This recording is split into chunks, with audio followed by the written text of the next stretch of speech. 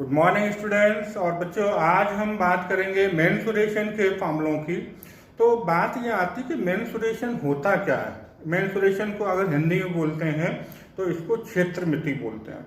ठीक है, तो व्हाट इज मेंसुरेशन? तो mensuration is a branch of a mathematics in which we study about the land, area, volume etcetera.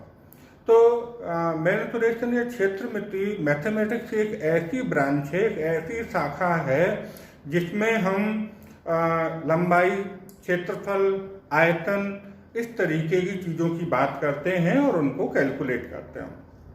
अब बात आती है कि हमें यहाँ पर हम 2D शेप्स के जो ऑब्जेक्ट हैं और 3D शेप के जो ऑब्जेक्ट हैं उनके लिए हम यहाँ पर पेरीमीटर और एरिया की बात करेंगे जो 2D शेप के फिगर हैं, और हम बात करेंगे वॉल्यूम और निकालने की, कर्व सरफेस निकालने की और होल सरफेस निकालने की जो 3D फिगर है। तो अभी हम इस वीडियो में सिर्फ 2D फिगर, 2D शेप के ऑब्जेक्ट के लिए बात करेंगे, उनका हम पेरीमीटर निकालेंगे और एरिया निकालेंगे। तो 2D फिगर में 2D शेप के जो ऑब्जेक्ट होते हैं उनके लिए बात करें तो 2D शेप के ऑब्जेक्ट होते कौन कौन से हैं? जैसे हम कहें रेक्टेंगल है, स्क्वायर है, ट्रायंगल है, सर्कल है। तो ये आपकी 2D शेप या 2D फिगर कहलाते हैं और इनका हम एरिया और पेरीमीटर निकालना इस वीडियो में सीखेंगे। तो चलिए बच्चों, हम 2D फिगर के एरिया और पेरीमीटर की बात करेंगे। मतलब अगर आपको हिंदी में बोले तो हम 2D फिगर के क्षेत्रफल और परिमाप की बात करेंगे। तो पहला फिगर अगर हम लेते हैं स्क्वायर, तो बच्चों स्क्वायर की प्रॉपर्टी क्या होती है? उसकी चारों साइड इक्वल होती हैं। मान लें इसकी साइड ए और ए है, तो उस केस में इसका क्षेत्रफल होता है, एरिया होता है ए स्क्वायर और पेरीमीटर होता है 4a। अगर हम रेक्टेंगल की बात करें और रेक्टेंगल के लिए कहते हैं हम लेंथ L है और ब्रेथ B है, तो इसका जो एरिया होगा, क्षेत्रफल होगा, वो होगा L इंटू B और इसका पेरीमीटर हो जाएगा 2 इंटू L प्लस B।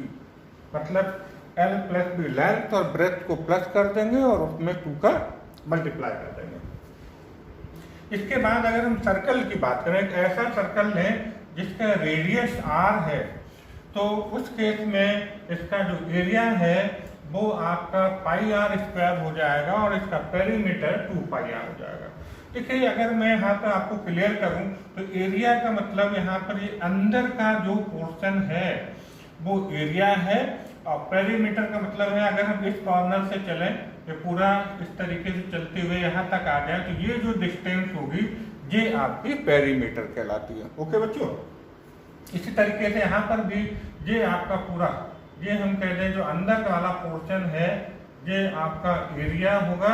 और अगर हम यहाँ ए बी सी डी इसको बोल दें तो A B B C C D और डी ए, इतनी डिस्टेंस हम चल लेंगे तो ये हमारा पेरीमीटर कहलाएगा। ओके, इसी तरीके से यहाँ पर एरिया, ये अंदर वाला पोर्शन सारा एरिया है, और अगर हम ए से मूव करना शुरू करें और वापस ए पर आ जाए तो ये पेरीमीटर कहलाएगा। तो इसका पेरीमीटर 2 पाई आर हो जाएगा।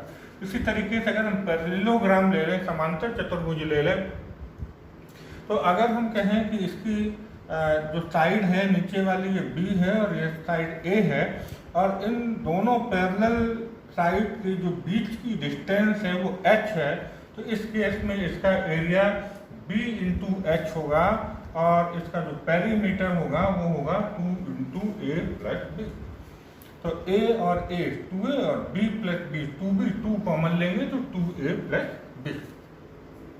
इसी तरीके से अगर हम ट्रेपेजियम लें, और एक ऐसा ट्रेपेजियम है जो non parallel, parallel sides A और B हैं और नॉन पैरेलल साइड्स C और D हैं, तो और पैरेलल साइड के बीच की जो डिस्टेंस है, समांतर रेखाओं की जो बीच की दूरी है वो h है।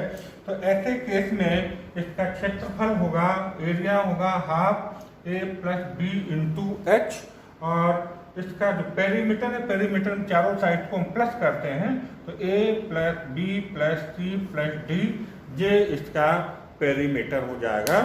तो इस तरीके से हम एरिया और पेरीमीटर बच्चों यहाँ पर हम निकाल लेते हैं। चलिए बच्चों, अब हम बात करते हैं ट्रायंगल। तो ट्रायंगल यहाँ पर हम 4 तरीके के ट्रायंगल आपको बता रहे हैं और इनका एरिया और पेरीमीटर हम किस तरीके से देखते हैं, निकालते हैं, वो देखिएगा। मान लीजिए हम सबसे पहले कहें स्केलिन ट्रायंगल या विषमबाहु त्रिभुज। स्केलिन ट्रायंगल क्या होता है? जिसकी तीनों साइड डिफरेंट हो, अलग अलग हो, स्केलिन ट्रायंगल कहलाएगा। यहाँ पर मान लीजिए साइड ABC ट्रायंगल है, इसकी साइड्स A, B और C हैं। तो जब तीनों साइड्स अलग अलग होंगी तो इसका फार्मूला निकालना का एरिया निकालने का फार्मूला होगा क्षेत्रफल का S √S S - B S - C, जहाँ S आपका है where S = A + B + C/2। तीनों साइड को प्लस करके और 2 से डिवाइड कर दें तो ये आपका S निकल आएगा। S का मतलब यहाँ पर हाफ पेरीमीटर है और पेरीमीटर आपका क्या हो जाएगा? A + B + C। हमें पता होता है पेरीमीटर निकालने के लिए सारी साइड को हम प्लस कर देते हैं तो पेरीमीटर निकल आता है। इसके बाद बात आती है आइसोसेलेस ट्रायंगल, समद्विबाहु त्रिभुज। तो आइसोसेलेस ट्रायंगल क्या होता है? ऐसा ट्रायंगल जिसकी 2 साइड इक्वल हो वो आइसोसेलेस ट्रायंगल कहलाता है। हिंदी में समद्विबाहु त्रिभुज, तो इसका नाम से ही क्लियर हो रहा है, समद्विबाहु, जिसकी 2 भुजाएं बराबर हों वो आपका आइसोसेलेस ट्रायंगल या समद्विबाहु त्रिभुज हो जाएगा। यहाँ पर मान लीजिए ये दोनों साइड A और A है, इक्वल है और ये साइड आपकी डिफरेंट है और A से लेके और इस बेस तक का जो हाइट है वो H है। तो इस केस में इसका जो एरिया होगा वो हो जाएगा हाफ B × H और इसका जो पेरीमीटर हो जाएगा A + B, that is 2A + B। इसके बाद बात करें हम इक्विलैटरल ट्रायंगल की। तो इक्विलैटरल ट्रायंगल में triangle in which all the sides are equal is known as the equilateral triangle. समबाहु त्रिभुज, ऐसा नाम है इसका, तीनों भुजाएं बराबर हैं तो समबाहु त्रिभुज हो जाएगा। ऐसे केस में इसका जो एरिया निकलेगा वो निकलेगा √3/4A² और पेरीमीटर A + A, तो ये आपका हो जाएगा 3A।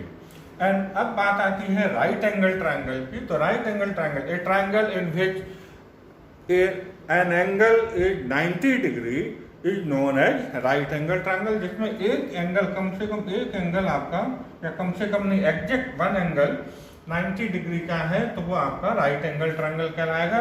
और हम कहें कि राइट एंगल ट्रायंगल के ये परपेंडिकुलर कहलाता है और ये बेस कहलाता है।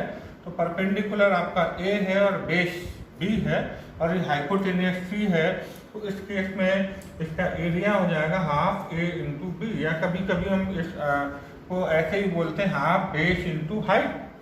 और पेरीमीटर की बात करें तो तीनों साइड हम प्लस कर देंगे A + B + C, तो पेरीमीटर आ जाएगा। बच्चों ये वहाँ पर क्वाड्रिलेटरल में रोम्बस रह गया था, तो इसकी बात हम और कर लेते हैं कि रोम्बस क्या, हिंदी में बोले तो समचतुर्भुज। तो रोम्बस क्या होता है? तो rhombus is a quadrilateral in which all the sides are equal but diagonals are not equal. इसकी चारों साइड तो इक्वल हैं लेकिन डायगोनल इक्वल नहीं है। तो एक डायगोनल को हम D1 मान लें और एक डायगोनल को D2 मान लें, उस केस में इसका एरिया हो जाएगा हाफ D1 × D2 और इसका जो पेरीमीटर हो जाएगा वो हो जाएगा 4 × साइड। तो बच्चों हमने यहाँ पर सारे 2D फिगर के आपको एरिया और पेरीमीटर निकाल के बता दिए हैं, फार्मूले हमने बता दिए हैं। ये आपके लिए बहुत यूजफुल फार्मूले हैं, इनको आप याद रखिएगा और जब भी आपको एरिया और पेरीमीटर कैलकुलेट करने की बारी आए तो इन फार्मूलों को आप यूज कर लीजिएगा। Okay, thank you.